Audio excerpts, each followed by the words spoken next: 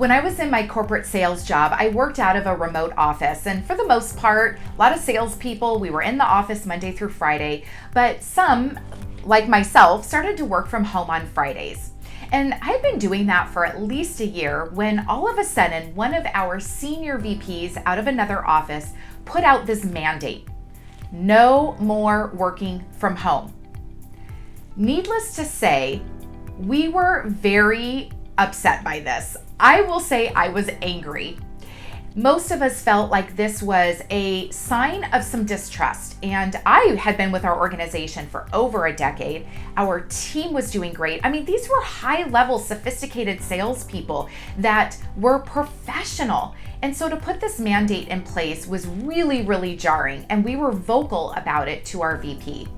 So our VP local there in the office decided to maybe lessen the blow a little bit and start bringing things in on Fridays, including bagels.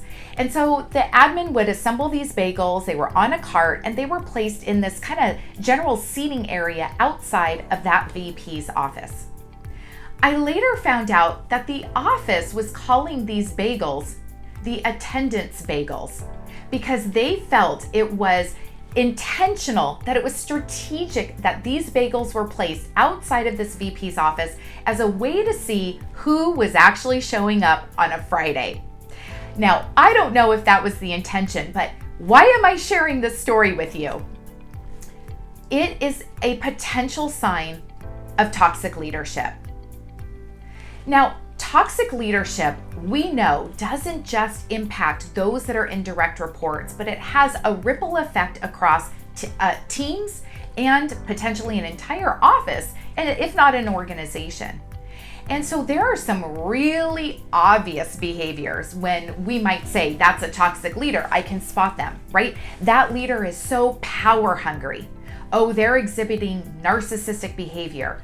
Those are obvious. But what about the subtle behaviors, the subtle traits that potentially you may not even be aware of that you're doing, such as potential favoritism? Think about how you interact with your direct reports. Could somebody say that you've got a favorite or favorites? That could potentially lead to some toxicity on your team.